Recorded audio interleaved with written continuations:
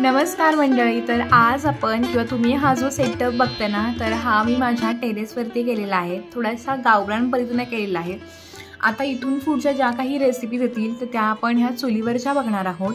बऱ्याच जणांना चुलीवरच्या रेसिपीसाठी खूप मला कमेंट करत होते की ताई प्लीज चुलीवरच्या रेसिपी बनव। तर त्या सगळ्यांसाठी आज आपण पहिली रेसिपी बनवतोय, ती म्हणजे झुणकानी भाकर।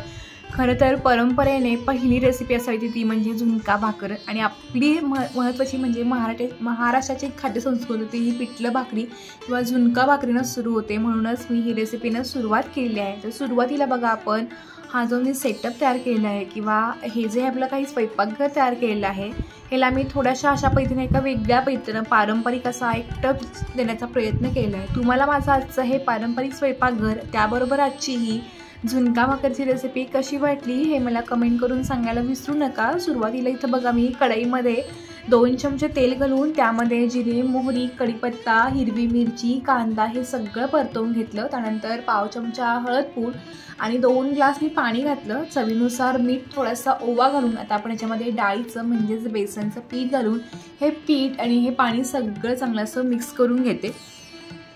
पंचपक्वान्नांना देखील हे पिठलं भाकरी अगदी मागं सारतं, ह्याची सर कोणत्याही वेगळ्या जेवणाला येत नाही असं म्हणतात।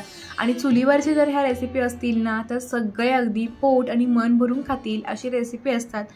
मी तुम्हाला अशा छान आणि वेगळ्या रेसिपी दाखवणार आहे, पण जर तुम्हाला कोणत्या वेगळ्या रेसिपीज बघायच्या असतील त्याही चुलीवरच्या, त्या मला कमेंट करून सांगायला पण विसरू नका। आता आपला जो झुणका आहे तो तयार झाला आहे, तो मी चुलीवरून उतरवला आणि त्यानंतर ज्वारीच्या पिठामध्ये उतोनी घालून आता आपण त्याच्या भाकऱ्या थापून घेणार आहोत। चुलीवरची भाकरी ना मला तर प्रचंड आवडते, कारण जेव्हा चुलीवरचा जो सुगंध असतो ना, जो सुवास असतो ना, तो भाकरीभोवती असं तुरवळतो आणि त्यावेळी तिची रेसिपी आहे ना ती खाण्यातच काही वेगळी मजा आहे। माझी आजी नेहमी सांगायची की ती आधी ना पूर्ण चुलीवरचा स्वयंपाक करायचे आणि शेतातून जेव्हा आजोबा दमून यायचे ना तेव्हा ते अगदी मन भरून आणि पोट भरून आजीचं हे स्वयंपाक किंवा जेवण खाऊन तिचं अगदी मन भरून कौतुक करायचे, कारण त्यावेळीचा जो सगळा स्वयंपाक आहे ना तो अगदी असाच बनायचा। आता आपण गॅस किंवा इंडक्शनवरती ह्या रेसिपीज बनवतो, त्याची चव अजिबात चुलीच्या जेवणाला येत नाही। चुलीवरचं जे काही जेवण आहे ना ते खरं अप्रतिम लागतं। जर तुम्ही कधी बनवून खाल्लं असेल तर तुमचं देखील मला कमेंट आणि तुमच्या रिव्ह्यू पण मला नक्की शेअर करा।